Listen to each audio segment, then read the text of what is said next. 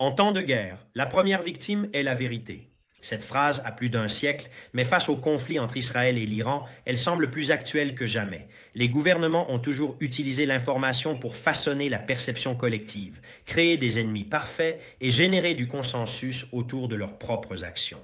Un exemple emblématique a été la guerre en Irak, menée par les États-Unis, justifiée par l'existence supposée d'armes de destruction massive qui n'ont jamais été trouvées. Peut-être la plus grande fake news de l'ère moderne qui a coûté la vie à des centaines de milliers de personnes. Aujourd'hui, il se passe quelque chose de similaire. Une narration des faits à sens unique où les télévisions, les journaux et les réseaux sociaux rapportent tout la même version imposée d'en haut par les gouvernements occidentaux. Israël, pays démocratique qui, entre autres, mène un génocide en Palestine et viole le droit international chaque jour, attaque l'Iran pour se défendre d'un risque nucléaire potentiel et se voit donc légitimé, indiqué. Fin de la narration. Aucun doute, aucune nuance, aucun contexte. Il n'y a pas de place pour la complexité. L'opinion publique est réglée. Désormais, le lavage de cerveau collectif fonctionne selon des mécanismes éprouvés. Ce sont toujours les mêmes, depuis des siècles, mais aujourd'hui, avec la complicité d'Internet et de la technologie, ils sont devenus plus subtils et plus envahissants. Je vais vous les résumer en 5 points afin que vous puissiez ainsi les identifier facilement. 1. Simplification extrême.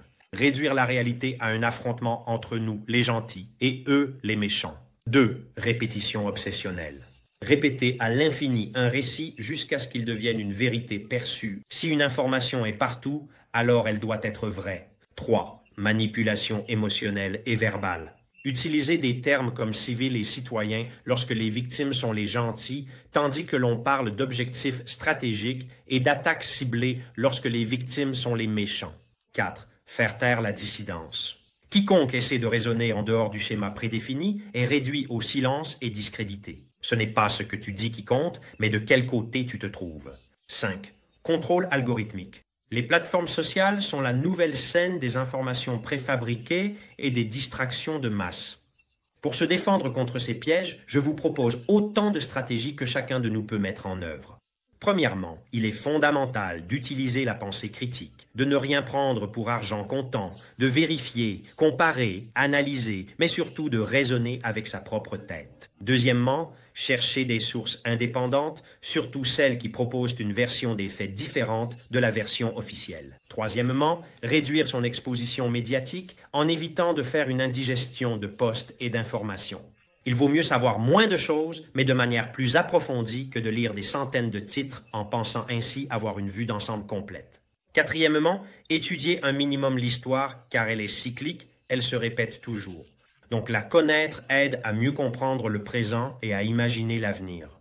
Cinquièmement, accepter la complexité, car en guerre, comme dans la vie, les bons et les méchants absolus n'existent souvent pas.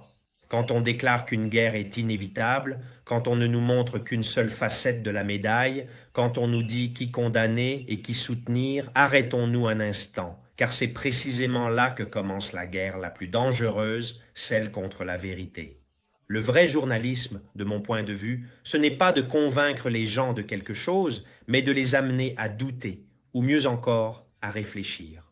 Donc, face aux journalistes et aux scribouillards, aux bouffons de cour et aux divers politiciens, aux chroniqueurs et influenceurs qui essaient de vous convaincre de quelque chose avec toute leur énergie, méfiez-vous toujours. Peut-être que nous ne pouvons pas arrêter les guerres ou empêcher les gouvernements et leurs porte-voix, représentés par les grands médias, de nous mentir, mais nous pouvons choisir de ne pas être complices. Nous pouvons choisir de ne pas nous faire avoir, d'entraîner chaque jour nos yeux à voir au-delà du voile et notre cœur à ne pas haïr. Dans un système qui nous veut en colère, apeuré, distrait, ignorant et manipulable, si nous voulons nous défendre, il est fondamental d'apprendre à penser par nous-mêmes. Selon Julian Assange, presque toutes les guerres commencées au cours des 50 dernières années ont été le résultat de mensonges des médias. Donc, si le mensonge peut mener à la guerre, la vérité est la voie royale vers la paix.